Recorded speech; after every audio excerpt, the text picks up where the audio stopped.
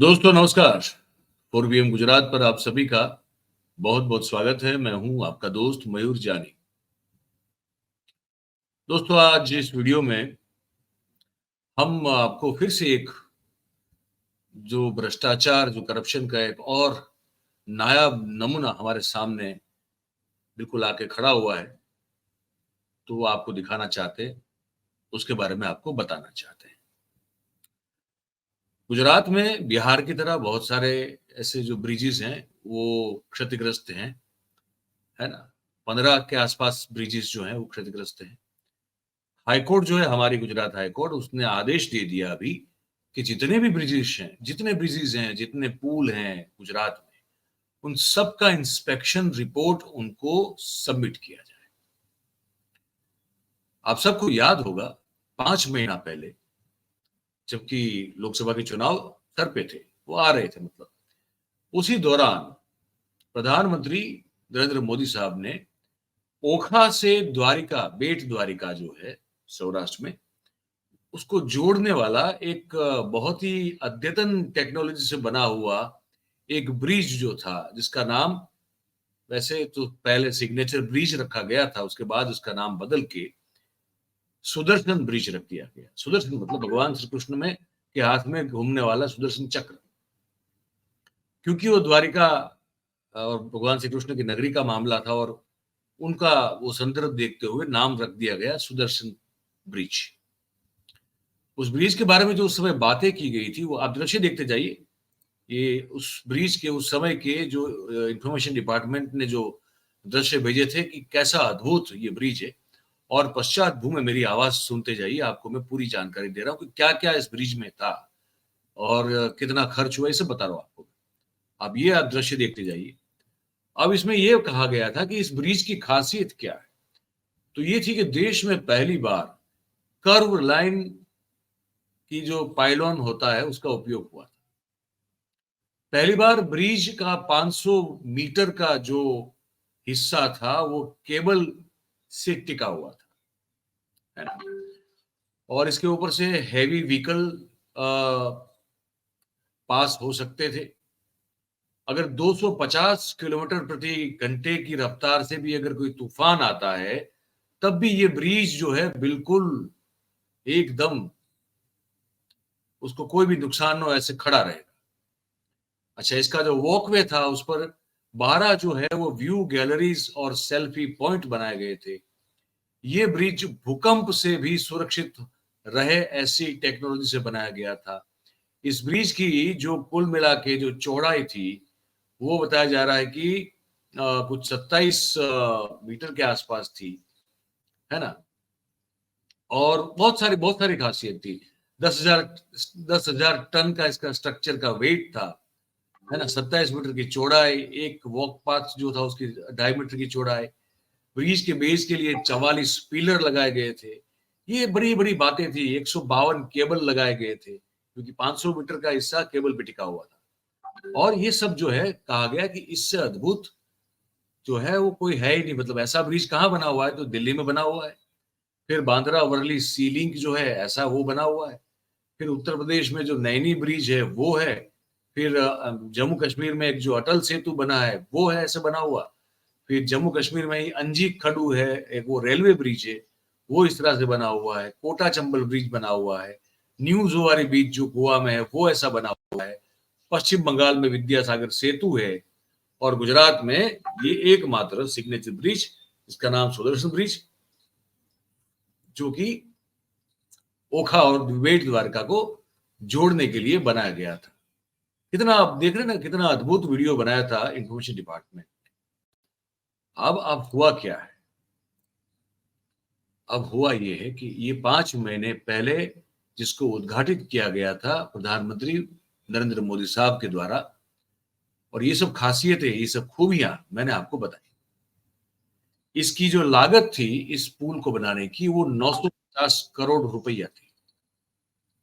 इस कंपनी को जो जिस कंपनी ने इसको बनाया था, उस कंपनी का नाम मैं आपको बता दूं। उस कंपनी का नाम है सिंगला। सिंगला नाम है इसका।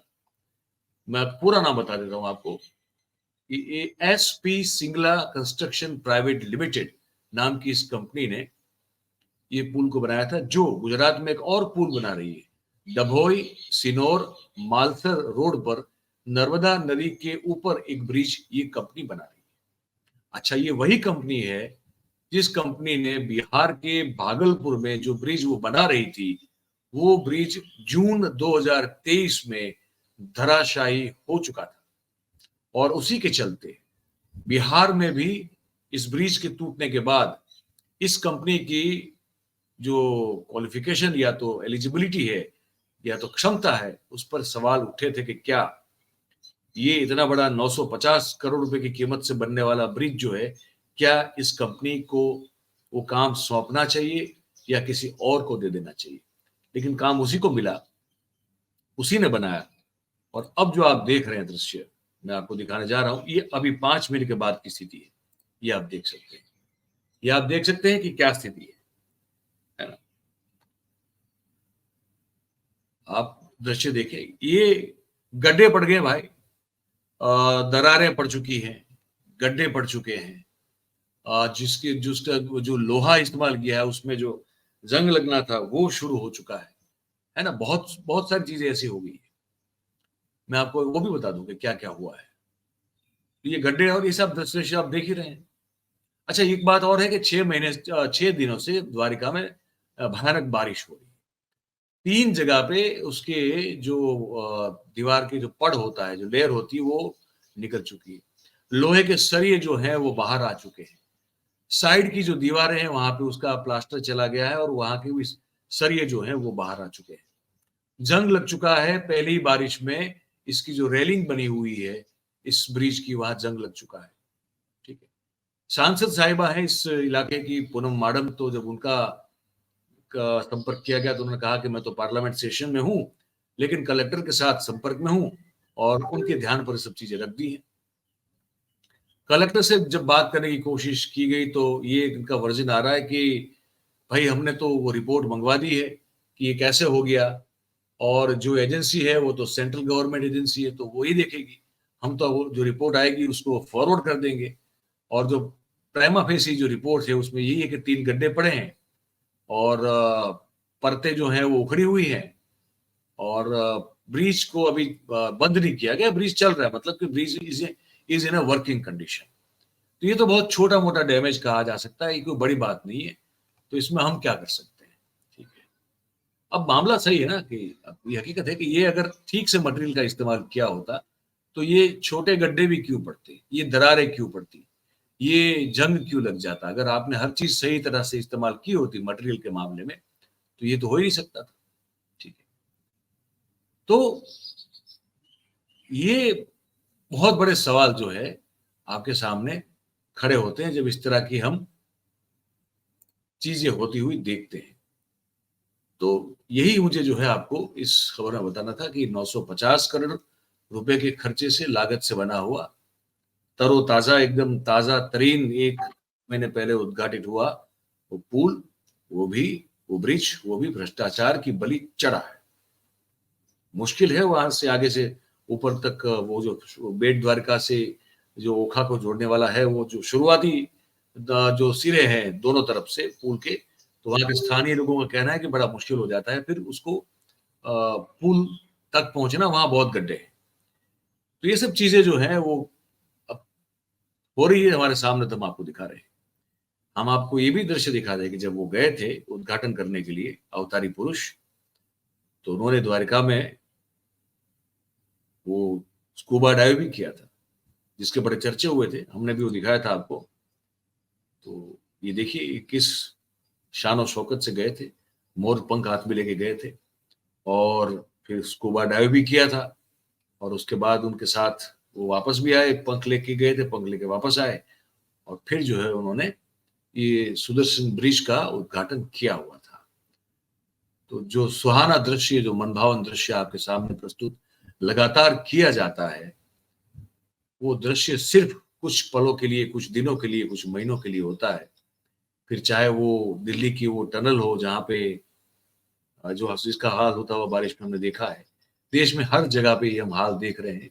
चाहे नए बने एयरपोर्ट्स हो या तो रोड हो, रास्ते हो, ब्रिज हो, जब उद्घाटित होते हैं तो बड़े सुंदर और मनोहर लगते हैं। फिर उसके ऊपर जो किया गया मेकअप है, वो मेकअप जब उतर जाता है तो फिर जो डरावना दृश्य है वो हमारे सामने आता है। सिग्नेचर ब्रिज या सुदर्शन ब्रिज जो है वो भी उन मेकअप उतर चुके हुए ऐसे इंफ्रास्ट्रक्चर है, उनमें से एक है जो कि अब डरावना दिखता है। तो ये बताना था आपको, हमने आपको बता दिया। अब आपकी बारी है। आप इस खबर को देख के आपके मन में जो भी ख्याल आते हो आप हमको लिख के कमेंट करके जरूर से बताइएगा। और बात अगर आपको हमारी खबर जो है ये पसंद आई हो, सही और सच्ची लगी हो, तो फिर आप इस वीडियो को लाइक करें। इस वीडियो की लिंक जो है इसको हो सके उतना शेयर करें। और हमारा जो चैनल है 4PM गुजरात, भाई आप इसे सब्सक्राइब करें और अपने आसपास के लोगों से करवाएं। ये रिक्वेस्ट हम हमेशा करते हैं, आज भी कर रहे हैं, आप इसको मान लिया करें। बहुत बहुत धन्यवाद आप सभी का हमारे साथ इस कार्यक्रम में जुड़ने के लिए। Thank you very much. नमस्कार।